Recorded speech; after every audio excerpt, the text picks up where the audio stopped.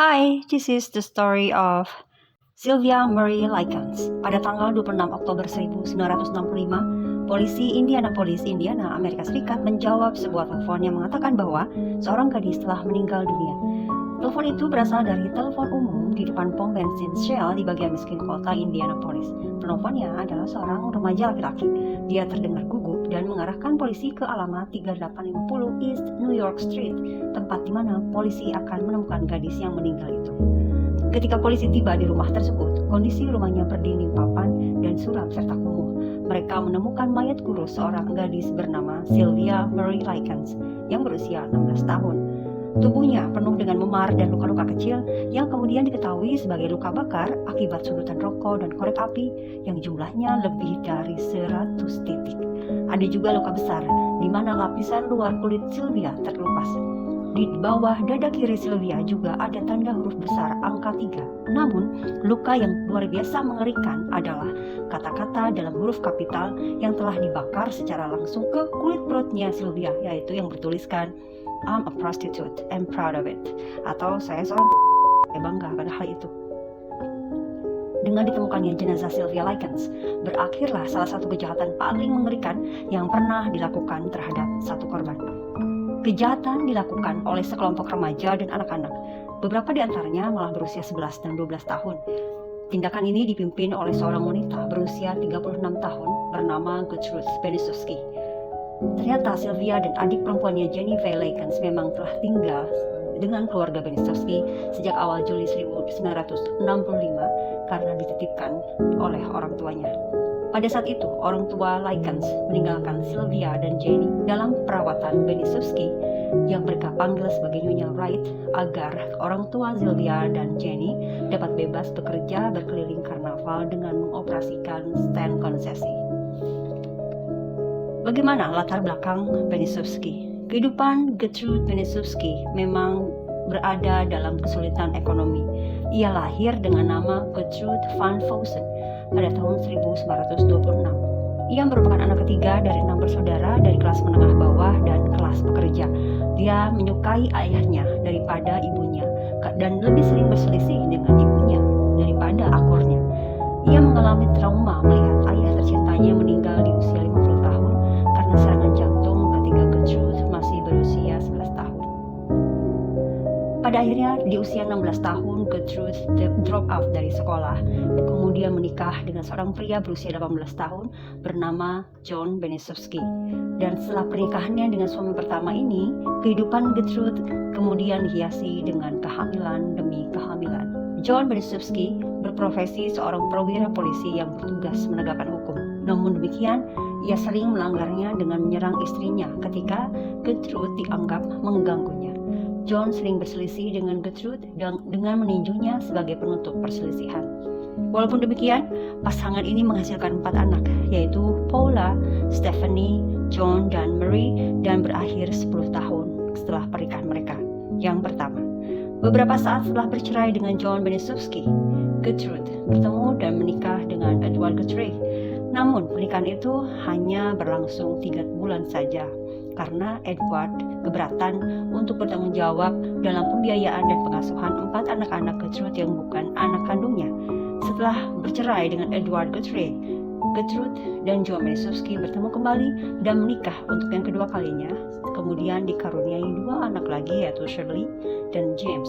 Namun sayang, berakhir kembali dengan bercerai di tahun 1963 setelah menikah selama 7 tahun di pernikahan yang kedua ini. Setelah bercerai dengan Edward Guthrie, seorang pria yang jauh lebih muda bernama Denise Lee Wright yang berprofesi sebagai tukang las menaruh suka yang berusia 36 tahun. Padahal Denise saat itu berusia sekitar 23 tahun. Mereka akhirnya tinggal bersama tanpa ikatan pernikahan, walaupun saat itu di Amerika Serikat kumpul kebo tidak lazim. Namun demikian, Denise selama tinggal bersama dengan Gertrude selalu bersikap kasar. Dia menghamili Gertrude 2 kali, di mana Gertrude kali mengalami keguguran dan kemudian melahirkan Denise Junior sebelum akhirnya Denise melarikan diri.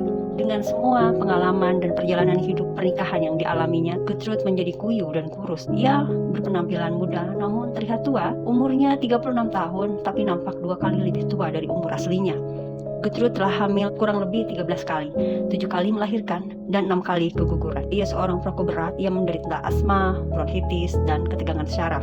Penghasilan Gertrude hanyalah dari pembayaran tunjangan anak yang tidak menentu dari kedua ayah anak-anaknya yang selalu menunggak, dan beberapa dolar yang dihasilkan Gertrude ia kumpulkan dari pekerjaan rumahan seperti menyetrika, mengasuh bayi, dan pekerjaan rumahan lainnya. Karena tidak ingin orang tahu bahwa anak bungsunya Denise bukan dilahirkan dari pernikahan yang sah, ia menyebut dirinya Nyonya Wright, supaya seakan-akan Gertrude dan Denise Louis Wright pernah menikah secara syah. Bagaimana kisah Sylvia bertemu dengan Gertrude Penisuski dan mengalami penyiksaan?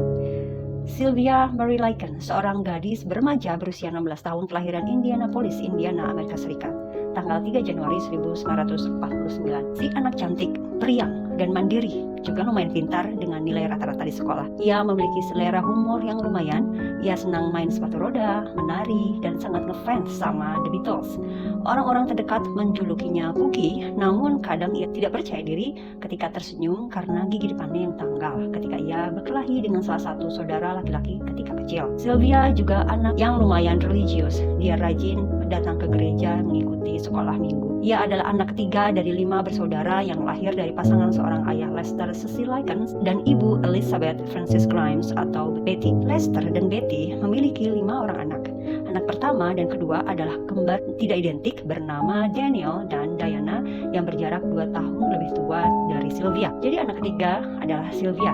Lalu Sylvia setahun kemudian mempunyai adik kembar juga yang bernama Benny dan Jenny. Jenny si bungsu paling dekat dan disayang oleh Sylvia karena Jenny mempunyai kecacatan fisik yang diakibatkan oleh sakit polio. Salah satu kakinya pincang hingga harus dipasang penyangga besi di kakinya. Sylvia merasa posisinya sebagai anak tengah di antara 2 pasang anak kembar dan salah satu yang berkebutuhan khusus membuat ia merasa sedikit terabaikan. Keluarga Lycan selalu miskin dan dalam pernikahan mereka bermasalah dengan perekonomian. Untuk itu, Lester dan Betty beberapa kali pernah pisah nyambung lebih dari sekali. Sang ayah Lester Lycan hanya berpendidikan terakhir kelas 8 atau setara kelas 1 SMP. Ia pernah bekerja di berbagai pekerjaan untuk mencari nafkah. Ia pernah menjadi tukang cuci, bekerja di pabrik, dan bahkan pernah memiliki restoran kecil. Meskipun sayangnya usaha-usaha itu tidak berlangsung lama atau tidak berhasil. Hingga akhirnya mereka bertahan sebagai pekerja karnaval yang menjual permen, bir, dan soda di stand karnaval di sekitar Indiana sepanjang musim panas. Karena pekerjaannya di karnaval mengharuskan, Lester dan Betty menitipkan anak perempuan untuk dititipkan ke sanak saudara, seringkali ke neneknya. Sementara untuk anak laki-laki dibawa bekerja keliling karnaval, yaitu Daniel dan Benny. Seperti kebanyakan remaja lainnya, Sylvia suka mencari uang tambahan dengan bekerja serabutan. Ia mengasuh bayi, juga menyetrika atau menerima tugas-tugas dari orang-orang di sekitarnya. Selama 16 tahun hidupnya, Sylvia dan saudara-saudaranya sudah berpindah-pindah tempat tinggal, 14 alamat, karena keluarganya sering berpindah-pindah sebagai risiko bekerja di karnaval tadi. Atau kalau tidak memungkinkan untuk pindah rumah, anak-anak ini dititipkan ke rumah neneknya atau diasramakan. Karena itu, Sylvia sangat dekat dan protektif dengan Jenny, saudara perempuannya yang cacat. Mereka sering main sepatu roda dan Sylvia akan membantu Jenny memakaikan sepatu roda di kakinya dan menarik Jenny mengelilingi ring sehingga Jenny dapat merasakan pengalaman bermain sepatu roda meskipun dengan penyangga besi di salah satu kakinya. Di tahun 1965, Betty dan Lester Lycan baru saja berpisah untuk sekian kali. Lalu Betty Lycan bersama putrinya Sylvia dan Jenny pindah ke salah satu rumah kumuh di Indianapolis. Sementara Diana sudah menikah dan tinggal terpisah dengan suaminya. Saat itu Lester sedang bekerja berkeliling karnaval untuk tetap bisa bertanggung jawab atas kehidupan anak-anaknya. Mereka ternyata sebelumnya pernah tinggal juga di daerah Indianapolis di perumahan itu. Pada suatu hari, Sylvia dan Jenny bersama dengan seorang teman bernama Darlene McGuire sedang berjalan-jalan di trotoar tanpa tujuan. Ketika mereka bertemu dengan seorang gadis bernama Paula. Paula adalah seorang anak berusia 17 tahun bertubuh berisi dengan sifat yang kejam. Meskipun belum terlihat, ia juga sedang hamil akibat hubungan singkat dengan seorang pria dewasa yang sudah menikah. Paula kebetulan adalah anak pertama Gertrude Penisuski. Lalu berempat mereka menuju ke rumah Penisuski, di mana kemudian mereka berkumpul, mengobrol, berbagi minuman ringan, dan tertawa bersama. Paula mengundang mereka untuk bermalam. Sylvia dan Jenny mengiyakan tanpa harus memberitahu kepada ibu mereka karena sedihnya ibu mereka sedang dipenjara akibat mengutil di toko pada 3 Juli 1965.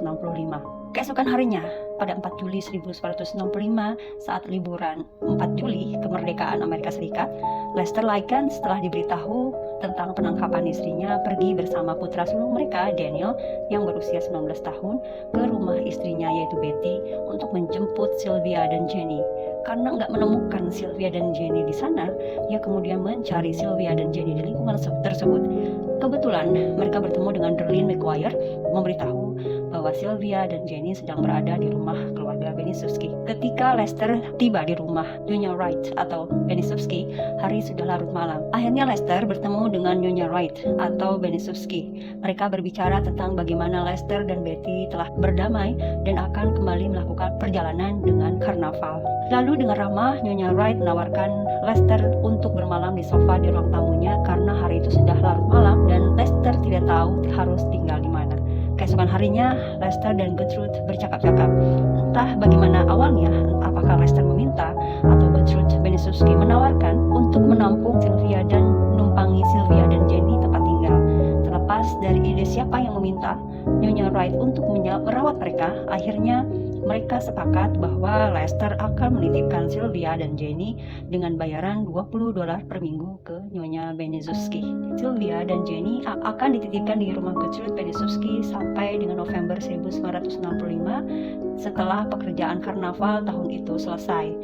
Hal itu dilakukan tanpa ada usaha Lester untuk memeriksa rumah tempat dia akan meninggalkan 2 dari 5 anaknya. Tentu ini aneh sekali untuk menggambarkan bahwa Lester tidak mau repot-repot melihat-lihat tempat yang akan ditinggali oleh anak-anaknya. Padahal Gertrude sendiri orangnya berkekurangan dan rumah itu tidak memiliki kompor. Hanya ada kompor listrik, tempat tidurnya lebih sedikit daripada yang dibutuhkan untuk mereka yang sudah tinggal di sana. Pada kenyataannya, Sylvia dan Jenny saat itu berbagi kamar tidur dengan Mary yang berusia 11 tahun dan Shirley yang berusia 10 tahun serta James Benisovsky yang berusia 8 tahun. Kamar itu memiliki 1 kasur di lantai untuk digunakan bergantian oleh kelima anak. Dan di laci dapurnya hanya berisi 3 sendok. Selama masa tinggal Sylvia yang tragis, jumlah sendok yang menyedihkan itu menyusut menjadi hanya 1. Namun demikian, Lester telah menitipkan anak-anak perempuannya yang masih di bawah umur ke dalam pengasuhan seorang wanita yang baru saja dikenalnya selama beberapa hari atau mungkin beberapa jam. Dan ia sama sekali tidak direkomendasikan oleh siapapun. Dia hanya tahu bahwa wanita itu memiliki tanggung jawab untuk merawat sebuah keluarga besar tanpa bantuan suami atau orang dewasa lainnya di rumah dan menilai itu adalah suatu kemampuan yang luar biasa dan tak akan memberatkannya dengan menambahkan 2 anak lagi miliknya. Sebelum pergi, Lester memberi Nyonya Wright atau Benisovsky beberapa nasihat yang kelak mungkin akan disesali oleh Lester. Ia mengatakan, Anda harus menjaga anak-anak ini dengan disiplin ya, dan tegas, karena ibu mereka telah membiarkan mereka melakukan apa saja yang mereka inginkan. Minggu pertama, Sylvia dan Jenny Likens bersama keluarga Benisovsky berlalu secara normal. Mereka berkenalan satu sama lain dengan anak-anak lainnya dan mulai bersekolah di sekolah baru di Sekolah Menengah Teknik Arsenal. Namun, pada hari Minggu kedua, pembayaran dari orang tua Sylvia dan Jenny terlambat sampai ke tangan Gertrude. Gertrude langsung tidak menahan dirinya untuk kemudian berteriak, "Saya merawat kalian berdua tanpa bayaran." Kedua gadis itu lalu diharuskan berbaring di tempat tidur dan memperlihatkan bokong mereka yang telanjang sehingga Benisovsky memukul bokong mereka satu persatu dengan keras. Ternyata bayarannya baru datang keesokan harinya. Tapi sayangnya, episode buruk penyiksaan telah dimulai sehari sebelumnya. Nyonya Wright atau Benisovsky mempunyai kecurigaan terhadap Sylvia. Ia menganggap Sylvia memimpin anak-anak lain untuk mencuri di toko. Benisovsky menuduh Sylvia bahwa dia tidak jujur, tidak pernah mandi, walaupun pada kenyataannya Gertrude sendiri tidak memperhatikan hal itu.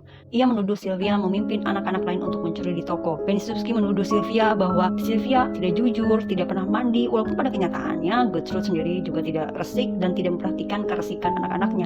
Dan yang ketiga, dia juga menuduh Sylvia melakukan seks bebas karena hanya Sylvia ini periang dan centil. Selain itu, Gertrude juga sudah terlanjur benci yang dimulai dengan terlambatnya pembayaran di minggu kedua oleh orang tua Sylvia dan Jenny.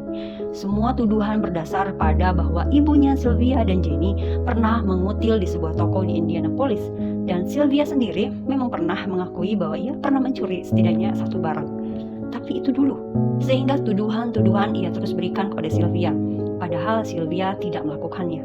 Keluarga Likens memiliki kebiasaan mengais-ngais puing-puing untuk mencari botol-botol soda pop yang kosong untuk ditukarkan dengan uang dan untuk diberikan kebutuhan sehari-hari. Dan pada suatu hari, Gertrude menuduh Sylvia mencuri camilan di toko.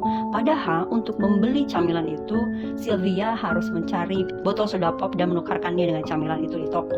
Gertrude Penishevsky mungkin sebenarnya memproyeksikan ketakutan pribadinya dengan menuduh Jenny dan Sylvia genit dan hamil. Dia memiliki alasan untuk mengkhawatirkan reputasi dirinya dan putrinya karena Gertrude sendiri telah 2 kali hamil di luar nikah, dan pada saat Sylvia dan Jenny tinggal di rumahnya, putrinya yang belum menikah, Paula yang berusia 17 tahun, sedang hamil oleh pria yang beristri. Di awal masa tinggalnya, Sylvia suka menghadiri gereja setiap hari Minggu bersama anak-anak Benishevsky. Paula Benishevsky mengadu kepada ibunya bahwa Sylvia telah melakukan pesta makan malam di gereja. Entah kenapa, Benishevsky merasa tidak menyukai hal itu. Ia dan beberapa anak lainnya memberikan hukuman gila kepada Sylvia. Hotdog Frankfurter milik Sylvia diedarkan di sekitar meja Benishevsky ke masing-masing anak, lalu setiap anak-anak itu mengisi bumbu yang berlebihan dalam hotdog Frankfurter Sylvia tersebut. Sylvia lalu diperintahkan untuk memakan hotdog dengan racikan bumbu itu. Sylvia hanya bisa menurut. Ia memakannya lalu segera memuntahkannya lagi. Namun gilanya, Sylvia dipaksa untuk memakan muntahannya sendiri. Beberapa waktu setelah itu, Lester dan Betty Likens mampir untuk berkunjung menjenguk Sylvia dan Jenny, karena mereka memiliki waktu beberapa hari setelah putri-putri mereka didamprat oleh Gertrude karena keterlambatan pembayaran. Pada saat ini, seperti kunjungan sebelumnya dan kunjungan-kunjungan berikutnya, tidak ada satupun dari Sylvia atau Jenny Likens yang mengeluh tentang bagaimana cara Gertrude dan keluarganya memperlakukan mereka. Mungkin bisa jadi Sylvia menganggap hukuman yang mereka terima adalah hal yang wajar dan kompensasi atas keterlambatan pembayaran oleh orang tua mereka. Lalu, apakah tidak ada orang sekitar yang menyadari penyiksaan yang dialami Sylvia dan Jenny? Menurut The Indiana Torture Slaying, pasangan parubaya dengan 2 anak Raymond dan Phyllis Vermillion pindah ke rumah sebelah rumah keluarga Benishevsky pada akhir Agustus 1965. Phyllis Vermillion bekerja pada shift malam di pabrik RCA dan membutuhkan pengasuh untuk anak-anaknya. Dia memutuskan untuk mengunjungi Gertrude Benishevsky. Ia berpikir bahwa ibu 7 anak yang telah menampung 2 anak lainnya mungkin orang yang baik untuk mengasuh anak-anak Vermillion. Raymond dan Phyllis lalu mengunjungi rumah Benishevsky dan mereka minum kopi di dalam rumah Benishevsky. Di dalam rumah itu mereka menyaksikan sendiri anak-anak saling berteriak satu sama lain, bayi Denise rewel dan menangis. Bahkan Vermillion melihat seorang gadis langsing, cantik tapi pemalu yang tampak gugup, memiliki tanda hitam seperti habis ditonjok. Gertrude menyadari bahwa The Vermillion melihat hal itu. Dia mengatakan, "Itu Sylvia." Lalu datang Paula Benishevsky dan menambahkan, "Aku loh yang membuat matanya hitam seperti itu." Ya, ia lakukan itu sambil mengisi gelas dengan air panas dan melemparkannya ke arah Sylvia. Raymond dan Phyllis Vermillion tidak melakukan apapun, tidak bersimpati, apalagi melaporkan apa yang mereka lihat itu kepada polisi. Akhirnya Phyllis Vermillion memang memutuskan untuk mencari pengasuh anak di tempat lain. Pada awal Oktober, Vermillion kembali mengunjungi kediaman Gertrude. Sekali lagi, ia melihat Sylvia yang terlihat linglung, seperti zombie, lebih parah dari terakhir dia lihat. Dan mata hitamnya tetap ada, serta bibirnya sekarang bengkak. Lalu muncul Paula yang berkata, "Saya yang memukulinya." Kemudian Paula kembali memukuli gadis lesu itu dengan ikat pinggang. Sekali lagi, Phyllis Vermillion meninggalkan rumah itu tanpa merasa harus melaporkan hal itu ke polisi. Melarikan diri mungkin tidak pernah terfikirkan oleh Sylvia, karena Sylvia dan Jenny bingung harus tinggal di mana. Padahal di rumah Benishevsky pun mereka diikat atau dikunci di ruang bawah tanah jika sedang mengalami hukuman. Selain itu, Sylvia dan Jenny juga takut jika mereka kabur, kemudian bertemu dengan anak-anak lainnya, malah mereka akan dituduh sebagai anak-anak yang tidak baik. Sylvia maupun Jenny juga sangat takut akan kemarahan Gertrude jika mereka harus bercerita kepada orang lain. Sylvia sangat protektif terhadap adik perempuannya dan takut jika mereka menceritakan hal yang mereka alami akan menyebabkan balas dendam dan dilampiaskan kepada Jenny. Penyiksaan ini terjadi perlahan dan bisa dikatakan terjadi hampir setiap hari jika mereka pulang sekolah atau ketika weekend.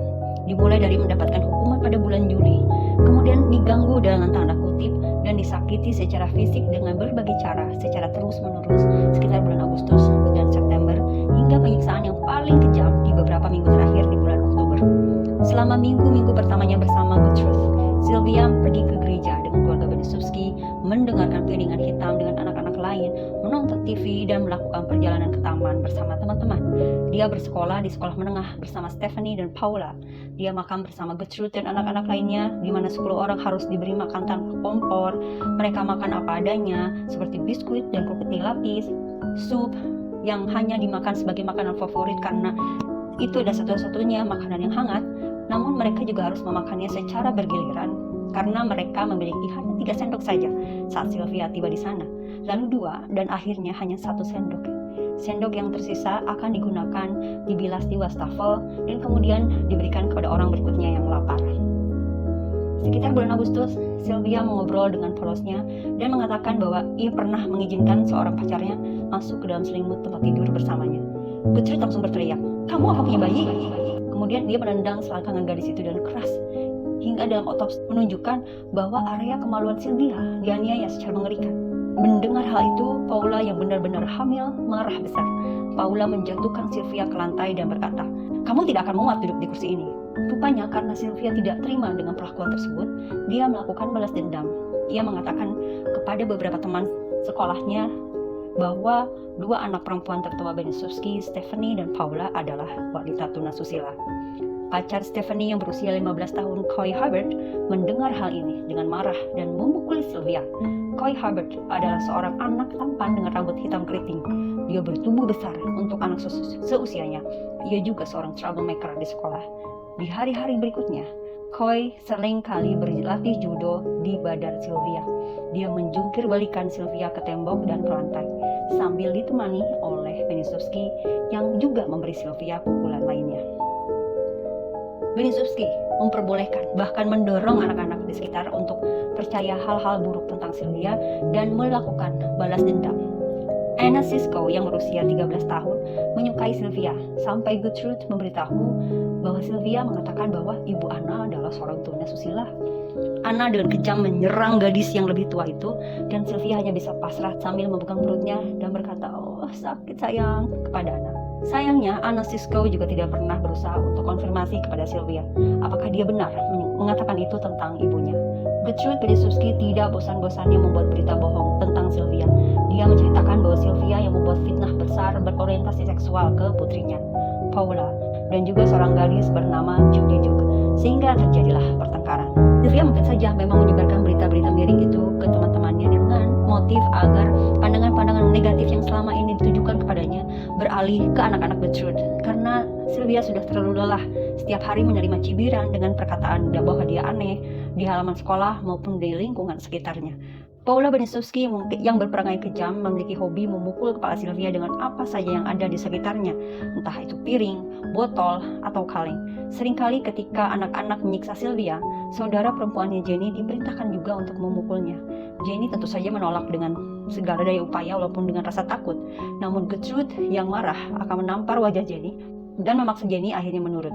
Jenny akhirnya memukul Sylvia menggunakan tangan kirinya, bukan dengan tangan kanannya, agar pukulannya tidak terlalu menyakiti Sylvia.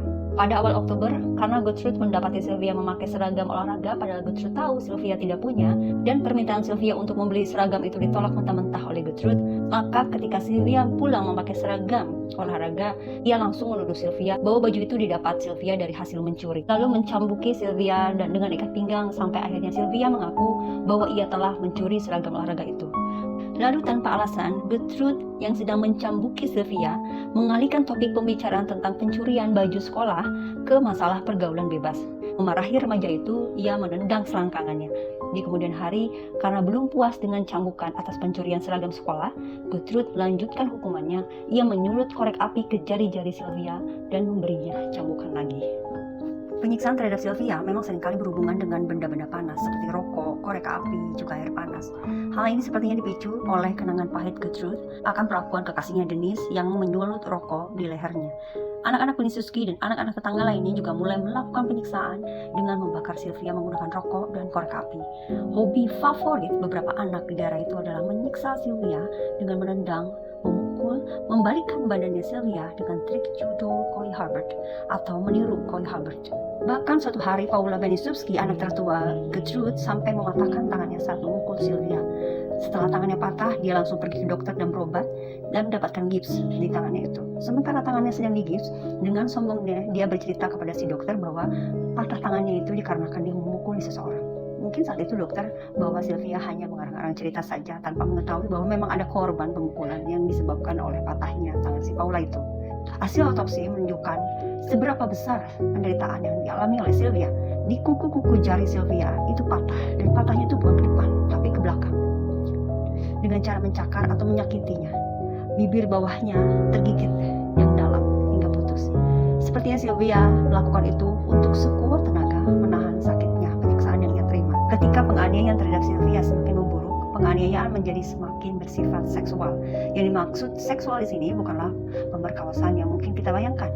Namun hal ini seperti penuduhan terhadap Sylvia melakukan seks bebas, lalu diiringi dengan tendangan super kejam dari Gertrude ke arah vital Sylvia. Nampaknya Gertrude takut dianggap mesum karena dia sering menuduh Sylvia melakukan seks bebas. Dari hasil otopsi juga menunjukkan adanya pembengkakan yang parah pada daerah genital Sylvia Likens akibat tendangan-tendangan tersebut. Namun tidak ada luka robek pada alat vital dalam dan tidak ada sisa cairan lelaki seperti pemerkosaan pada umumnya. Sylvia dianggap sebagai bahan lelucon yang kelewatan oleh Gertrude, anak-anak dan bocah-bocah yang ikut menyiksanya. Pada suatu hari, ada yang memprovokasi Gertrude bahwa di awal masa tinggal Sylvia dan Jenny di rumah Gertrude, Sylvia dan Jenny suka mempunyai uang tambahan. Tapi Gertrude yakin kalau uang tambahan itu Sylvia dapatkan dari hasil mencuri atau melacakkan diri. Topik ini menjadi pemicu Gertrude menyiksa Sylvia dengan botol. Bagaimana caranya? Ketika beberapa anak berada di rumah Benisubski, Gertrude memaksa Sylvia yang sedang menangis untuk melakukan striptease di depan mereka. Ketika Sylvia sudah tak berbusana sama sekali, Gertrude menyuruh Sylvia memasukkan botol minuman ringan itu ke alat kelaminnya. Hal yang lebih memilukan adalah ketika kejadian itu berlangsung, Stephanie Benisubski pulang dari sekolah melihat Sylvia tak berbusana di depan sekelompok anak-anak dengan memasukkan botol ke dalam alat vitalnya tanpa ia ketahui bahwa Sylvia itu dalam paksaan oleh ibunya sendiri, langsung menampar Sylvia dan meminta Sylvia untuk masuk ke kamarnya. Karena penyiksaan tak berkemanusiaan yang diterima Sylvia dan kecemasan psikologis, Sylvia menjadi sulit menahan kencingnya. Saya rasa itu sangat reasonable banget. Suatu malam di bulan Oktober, Sylvia mengompol di tempat tidurnya. Sejak saat itu, Gertrude memutuskan Sylvia tidak bisa tinggal lagi bersama dengan keluarga di kamar anak-anaknya. Dan akhirnya Sylvia tinggal di bawah tanah bersama anjing.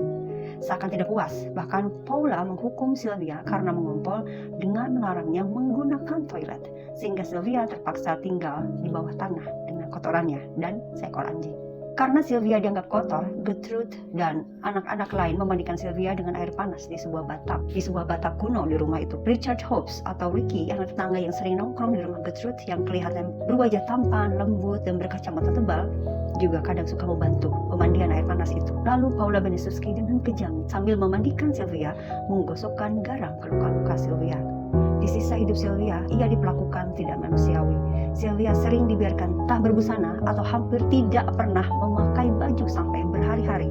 Dia menjadi bahan permainan bagi anak-anak tetangga untuk dinikmati dalam tanda kutip dengan dibakar, ditinju, dan mendorongnya menuruni tangga menuju ruang bawah tanah, lalu memaksanya lagi naik, lalu kemudian didorong kembali hanya untuk melemparkannya kembali ke bawah. Sedih menceritakan ini, membayangkan kejam perlakuan orang-orang gila itu kepada Sylvia tanpa Sylvia bisa melawan. Suatu hari Sylvia pernah diizinkan naik dari bawah tanah ke ruang makan. Ia diminta untuk mencoba makan sup dengan jari-jarinya tanpa bantuan sendok. Namun karena Sylvia berpikir tidak ada cara lagi untuk memakannya, maka ketika ia mencoba untuk makan menggunakan jari-jarinya, John, anak Gertrude, merebut sup dengan pengilnya. Kemudian Gertrude dan John akan memaksa gadis itu untuk makan kotoran dan minum air seni. Sylvia sebenarnya bisa saja diselamatkan jika orang-orang yang memergoki penyiksaan itu berinisiatif lebih. Pada bulan September, Sylvia dan Jenny memberitahu seseorang. Orang itu adalah kakak perempuan mereka yang sudah menikah, yaitu Diana Likens atau Diana Shoemaker, seorang wanita langsing yang menarik dengan rambut hitam legam. Sylvia menceritakan penderitaannya yang diyakinkan oleh Jenny. Sayangnya, reaksi Diana mengecewakan mereka. Diana berpikir bahwa Sylvia dan Jenny memang anak nakal dan menceritakan hukuman itu dengan melebih-lebihkannya. Belum lagi, keluarga Phyllis Verwillian yang sudah jelas-jelas memergoki pemukulan dan air panas yang disiramkan kepada Sylvia tidak melakukan apapun, tidak melaporkan itu kepada kepolisian. Selain itu juga seorang gadis berusia 12 tahun bernama Judy Duke menceritakan kepada ibunya tentang perlakuan kasar yang diterima oleh Sylvia setiap harinya. Judy menceritakan kepada ibunya bahwa mereka memukuli dan menendang Sylvia dan sayangnya respon dari ibu Judy saat itu hanya berpikir bahwa mereka hanya menghukumnya, bukan. Pendeta Roy Julian pernah 2 kali mencoba mengunjungi semua anggota jemaatnya yang ada di keluarga Benisowski pada bulan September. Pendeta hanya bertemu dengan Gertrude dan ia caper menceritakan semua keluh kesahnya tentang masalah anak-anak, dan ia mengatakan bahwa Sylvia adalah satu-satunya anak yang paling nakal di antara semuanya. Dengan nada ngeri, Gertrude berkata kepada pendeta, Sylvia telah membolos sekolah dan melakukan pendekatan kepada pria yang lebih tua demi uang. Dia juga menceritakan hal bohong kepada pendeta bahwa Sylvia memfitnah Paula hamil, padahal Sylvia lah yang hamil. Sylvia mengatakan di sekolah bahwa Paula akan memiliki bayi, tapi tentu saja pendeta Julian tidak langsung percaya, dan seingatnya Sylvia itu anaknya sangat sopan, anak yang baik. Selain dia juga cantik, Sylvia bahkan pernah maju ke depan pada suatu hari Minggu untuk mengakui keimanannya. Ketika pendeta Roy Julian meminta kepada Gertrude agar ia bisa berbicara langsung dengan Sylvia, Gertrude malah berkata kepada pendeta agar ia mencarinya kepada kakaknya. Pada kunjungan kedua, pendeta juga gagal untuk bertemu dengan Sylvia, dan itulah kunjungan terakhir pendeta Roy Julian. Jenny pun sudah pasti diancam untuk tutup mulut dan dicekoki kebohongan Sylvia bahwa Sylvia adalah orang yang suka berbohong. Sylvia orang yang suka mencuri, dan Jenny terpaksa harus mempercayai hal itu untuk menyenangkan hati Gertrude, semata-mata agar Gertrude tidak menyiksa Sylvia lagi. Pada suatu hari di bulan Oktober, Diana Shoemaker, kakak Sylvia dan Jenny, datang ke rumah Gertrude untuk menjenguk Sylvia dan Jenny, tapi langsung ditolak. Bahkan Gertrude mengklaim bahwa Diana dilarang bertemu kedua saudaranya atas izin dari orang tuanya, yang juga berarti orang tua Diana. Walaupun Diana memaksa untuk bertemu, Gertrude lebih memaksa lagi dan mengancam Diana ditangkap karena masuk tanpa izin. Sebetulnya tak lama sebelum Sylvia meninggal, Jenny juga bertemu sendiri dengan Diana di jalan. Tapi Jenny masih takut. Ia bahkan berkata kepada Diana bahwa ia akan mendapatkan masalah apabila mengatakan apa yang terjadi. Sebenarnya ini adalah merupakan petunjuk, dan Diana bisa saja melaporkan hal itu kepada kepolisian, tapi sayangnya tidak dilakukan. Sebuah badan kesehatan masyarakat juga telah menerima laporan tentang seorang gadis yang menderita luka terbuka di rumah Benisowski. Entah siapa yang melaporkan hal itu, namun akhirnya seorang perawat kesehatan masyarakat datang ke rumah tersebut pada 15 Oktober dan bertemu dengan Nyonya Wright atau Benisowski. Setelah mereka bertemu dan petugas mengatakan maksud tujuannya untuk melihat orang anak yang mempunyai luka terbuka, Gertrude langsung berdalih bahwa anak yang petugas maksud sudah diusir oleh Gertrude karena memang Sylvia adalah anak yang susah diatur.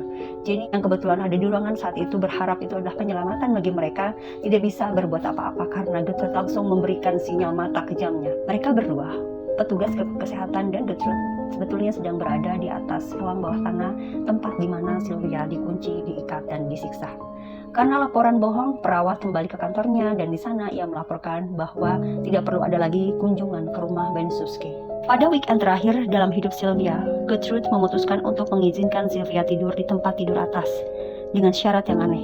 Gertrude menginstruksikan John, Coy, dan Stephanie untuk mengikat Sylvia di tempat tidur agar ia tidak bisa bangun di malam hari untuk pergi ke kamar mandi. Dia bilang, kamu tidak boleh ke kamar mandi sampai kamu belajar untuk tidak mengompol.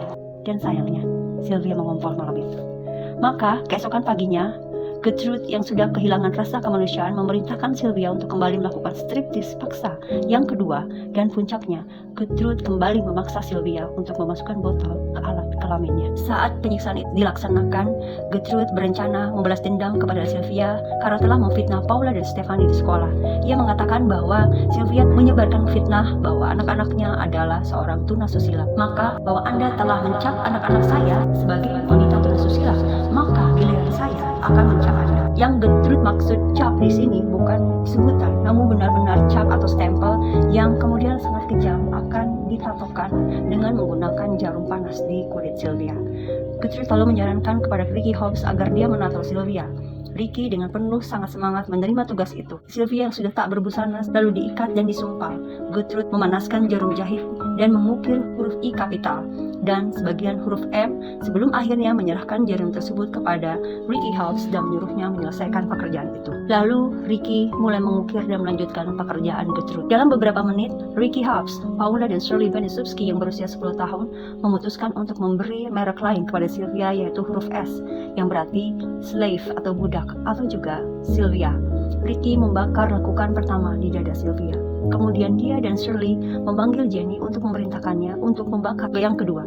Jenny hanya bisa terkejut membatu menyaksikan hal itu. Dan dia ditampar karena menolak permintaan Ricky dan Shirley. Yang akhirnya kemudian Shirley yang melanjutkan pembakaran tubuh Sylvia, namun yang terjadi bukan huruf S, yang melainkan adalah angka 3 yang muncul di dada Sylvia. Akhirnya, tato amatir paling kejam telah selesai dengan tulisan I'm a prostitute and proud of it. Saya seorang pelacur dan saya bangga akan hal itu, serta tato angka 3 yang seharusnya S. Setelah kejadian penatoan itu, mereka semua seakan tidak puas dan melanjutkan dengan mengejek Sylvia bahwa Sylvia tidak akan berani untuk membuka baju di hadapan siapapun karena ia telah memiliki tato yang begitu buruk. Setelah penatoan itu, Sylvia kembali diturunkan ke ruang bawah tanah di mana Coy Hubbard membalikannya ke dinding. Hari itu Sylvia sudah pada puncak penderitaan dan penyiksaan batinnya. Lalu ketika Jenny mengunjungi Sylvia, dia mengatakan kepada Jenny, "Aku akan mati, aku tahu." Lalu malamnya, Sylvia diizinkan untuk tidur di lantai. Keesokan harinya, dia dimandikan oleh Benesubsky dan Stephanie. Namun, mandi kali ini adalah mandi yang normal. Mandi air hangat, bukan mandi air panas mendidih. Karena melihat kondisi Sylvia yang sudah sangat hancur-hancuran akibat penyiksaan mereka, kemudian Gertrude dan Paula memaksa Sylvia untuk menulis surat kepada orang tuanya. Sylvia kemudian mulai menulis seperti apa yang Gertrude dan Paula paksakan. Sylvia menulis kepada ibu dan ayah yang terhormat. Benesubsky menyuruhnya berhenti dan menyuruh Sylvia untuk memulai surat dengan sapaan yang aneh, yaitu kepada Tuan dan Nyonya Lycan. Isi suratnya adalah seperti ini. Kepada Tuan dan Nyonya Lycan, saya pergi dengan sekelompok anak laki-laki di tengah malam, dan mereka berkata bahwa mereka akan membayar saya jika saya melakukan apa yang mereka inginkan. Dan mereka berkata bahwa mereka akan membayar saya jika saya mau memberikan sesuatu kepada mereka. Jadi saya masuk ke dalam mobil dan mereka semua mendapatkan apa yang mereka inginkan dan telah selesai. Mereka memukuli saya dan meninggalkan luka-luka di wajah dan sekujur tubuh saya. Mereka juga menindih perut saya. Saya adalah seorang tunasusila dan saya adalah seorang pelacur dan saya bangga akan hal itu. Saya telah melakukan hampir semua hal yang dapat saya lakukan hanya untuk membuat Gertie marah dan memberikan Gertie lebih banyak uang daripada yang dia punya. Saya telah merobek kasur baru dan mengencingi di atasnya. Saya telah membebani Gertie dengan tagihan dokter yang tidak bisa dia bayar dan membuat Gertie dan semua anak-anaknya menjadi gelisah.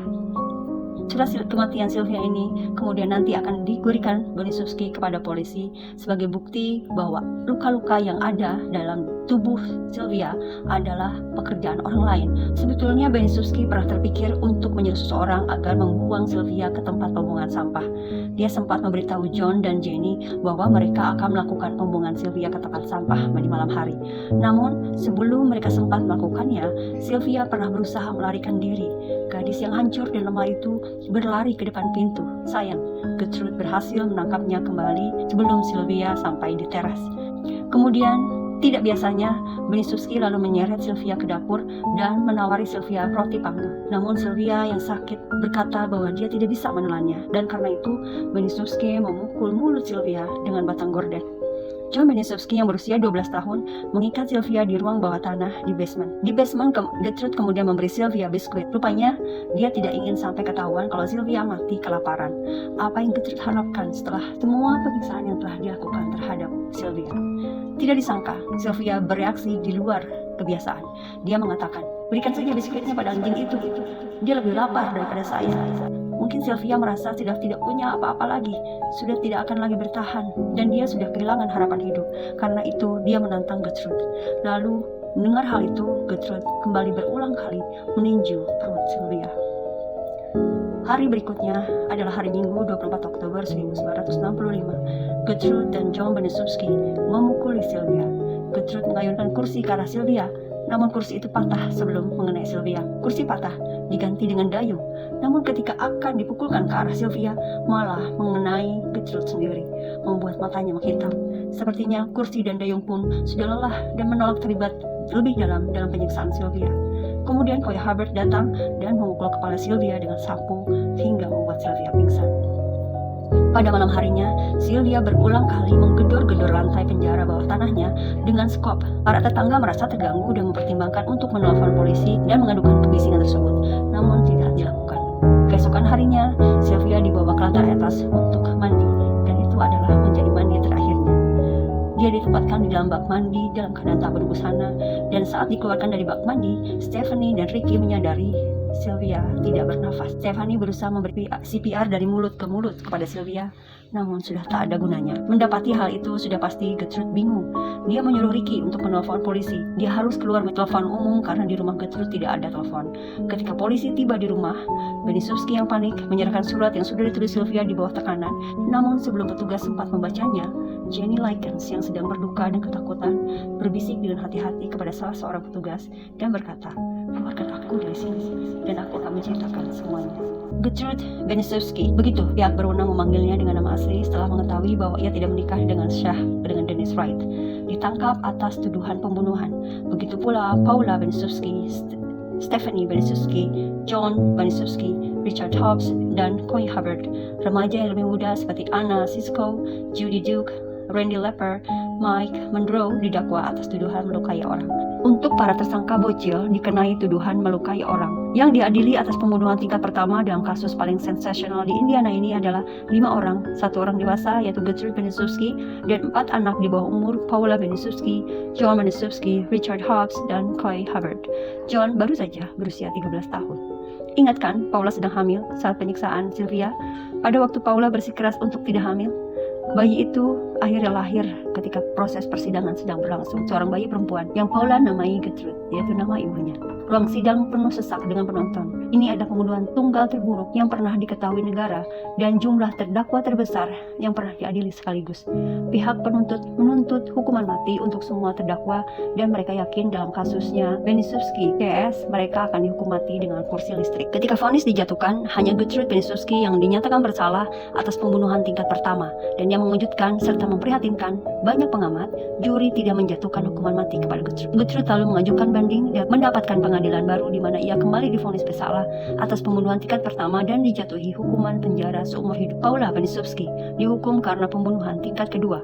Dia mengajukan banding dan mendapatkan persidangan baru namun gagal karena mengaku bersalah atas pembunuhan tidak disengaja. Dia dibebaskan setelah beberapa tahun.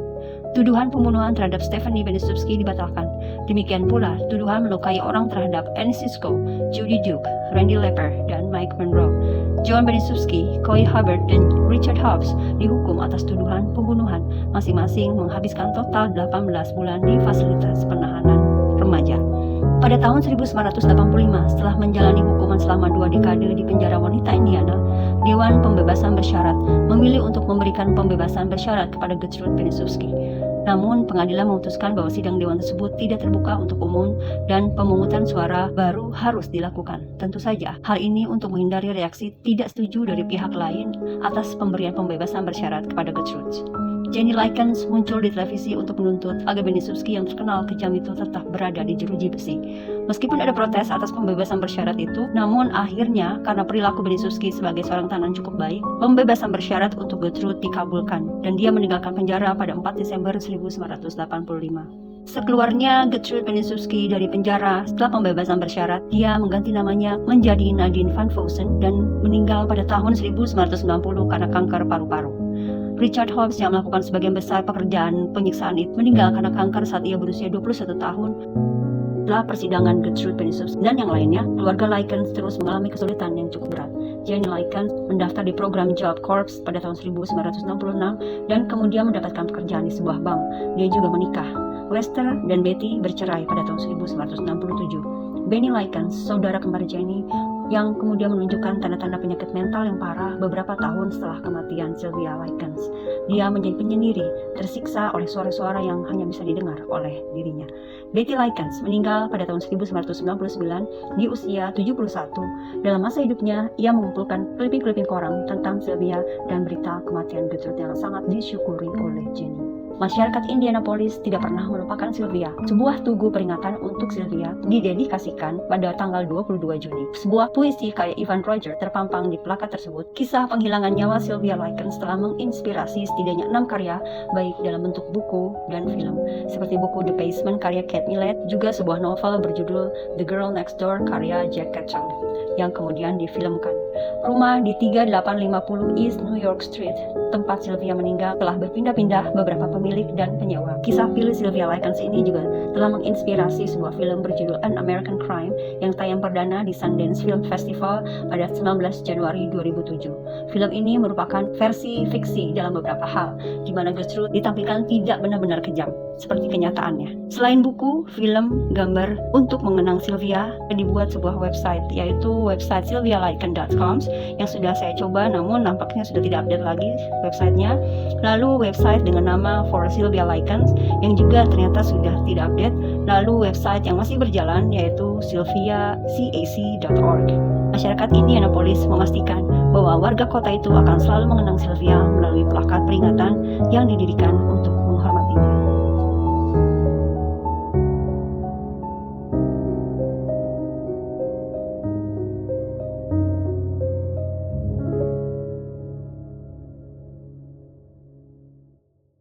All I did was write out that thing on her stomach, and then I hit her about 10 or 15 times. How come? Well, mostly because Gertie told me to. She refused food. We tried to give her soup every once in a while and stuff like that, and she wouldn't take it. Well, how about these scratch marks on her stomach? Who put them on her? I did. Why? Well, Gertie just thought of it. She said, since you branded us, we're going to brand you, so she itched in with a pen, and I went over it. She showed me how to do it, and then I went over it. I did it. Did you ever use any hot irons on her? No. Yeah, that 3 on her stomach, I did half of that. And Shirley Ann did the other half. Where'd the S come from? What do you mean? There's a big S branded on her stomach, wrestled with one of her breasts. That's what I'm talking about. Well, that's what you're talking about. Well, how about the inscription on there, I'm a prostitute and proud of it? Who put that on? I did. Did you scratch it on there, paint it on there? How'd you do it? Well, like I said before, Gertie wrote it down there with a pen, and I did the rest. She showed me how to do it, and then, Had Gertie abused this girl? yeah. I did never beat that girl. Never. She was beat up on by other girls. In fact, my own daughter socked her in the jaw and broke her wrist. And so, I mean, there you go. And girls around the neighborhood beat her up, bloodied her nose. One girl broke her nose, in fact, I think. Were you ever in contact with the police on any of these occasions? Well, in the last 2 weeks, in fact, I think if you talk to my daughters, I asked them that. The children's father and I are divorced, and he's a policeman in Beach Grove, or was. And I've asked the girls repeatedly to call their dad and ask him what to do. And in fact, I asked Jenny, I said, Jenny, and I told Sylvia, I said, Sylvia, I'm going to have to call the police or somebody because I can't have the responsibility. Well, I come in and she come up from the basement, and we noticed she was cold and everything, so we carried her upstairs, give her a warm bath and artificial respiration. When she stopped breathing, we gave her a warm bath, and then she stopped breathing. And so I gave her artificial respiration for about 10 minutes, and then I went and called the police.